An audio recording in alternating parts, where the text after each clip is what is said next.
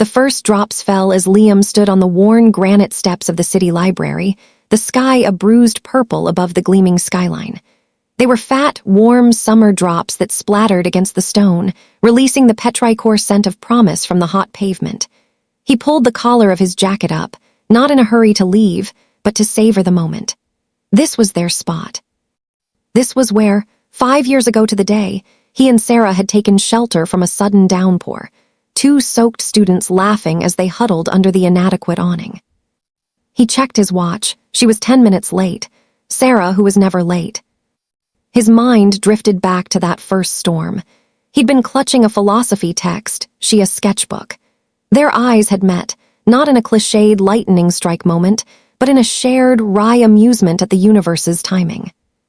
"I think we're going to be here a while," he'd said, nodding at the curtain of water. "I don't mind," she'd replied, and her smile was a crack of sunlight in the gloom. They'd talked for an hour, until their clothes were damp and their hearts were full. As the rain softened to a drizzle, he'd made a promise, impulsive and heartfelt. "Same time next year," he'd asked. "Right here, no matter what." She laughed, a sound like wind chimes. "A year is a long time." "Then it's a promise," he'd insisted. "A promise in the rain." And they had kept it. Through the chaos of final exams, through her summer abroad in Italy, through his grueling internship across the country, they had met. Every year. On this day, on these steps, as the summer rain fell.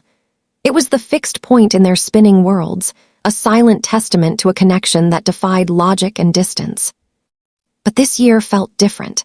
The last 12 months had been complicated. Sarah had moved in with Mark, a lawyer with a confident handshake and a future laid out like a blueprint. Liam's own career as a freelance photographer was perennially uncertain. Their annual meetings, once a burst of exhilarating, forbidden intimacy, had begun to feel like a beautiful, painful dream from which they always had to wake. He saw her now, a figure in a tan trench coat, her red umbrella a bright slash of color against the gray city. She was walking quickly, her head down against the weather. His heart did its familiar, foolish leap. She reached the steps, lowering her umbrella. Her hair was darker when wet, her face a little thinner, but her eyes were the same deep, intelligent gray he remembered. "You came," he said, the words simpler than all the ones churning inside him. "I promised," she replied, her smile tight, not quite reaching her eyes. They stood in awkward silence for a moment, the rain drumming a rhythm on her umbrella. "How's Mark?" he asked, because it was the necessary, painful currency of their conversation. "He's good, busy. He proposed last week." The words hung in the humid air, heavier than the rain. The world seemed to slow, the sound of the traffic fading to a distant hum. Liam felt the ground tilt beneath him. He had always known this was a possibility, a probability even, but hearing the words was a physical blow. "Oh," was all he could manage. "Congratulations." "Thank you," she whispered, her gaze fixed on the puddles forming on the pavement. The silence stretched, filled with everything they couldn't say.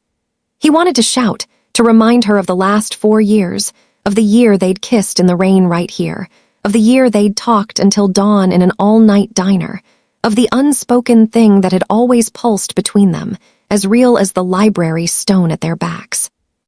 "So," he finally said, his voice rough, "I guess this is the last one."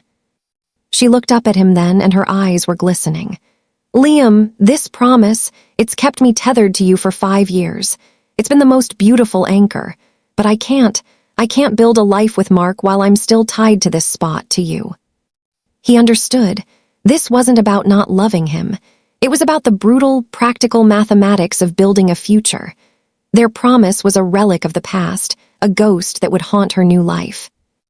"I know," he said softly. He reached into the pocket of his jacket and pulled out a small, watertight case. Inside was a single photograph. It was of her from their second year. She was laughing, her head thrown back, caught in a shaft of sunlight that had broken through the clouds, the library steps gleaming wet behind her. It was pure, unfiltered joy. "I was going to give this to you today," he said, handing it to her. "A captured moment, so you'd always remember." She took it, her fingers trembling as they brushed his. She looked at the image of her younger, freer self, and a single tear escaped, tracing a path through the mist on her skin. "I have to go," she choked out. He simply nodded, the words stuck in his throat. She turned and walked away, the red umbrella disappearing into the gray tapestry of the rain. Liam stood on the steps, letting the water soak through his jacket, feeling the cold seep into his bones. The promise was broken. The tether was cut. But as he watched her go, a strange peace settled over him, as gentle as the rain. It was over. The beautiful, painful limbo was finished. She was choosing her future, and in doing so, she was freeing him to find his own. The promise in the rain had not been broken out of spite or neglect, but out of a painful, necessary love for the people they had become. He turned his face to the sky, letting the rain wash away his tears. It was just rain now, not a promise, just water, and for the first time in 5 years he was completely, utterly, and terribly free.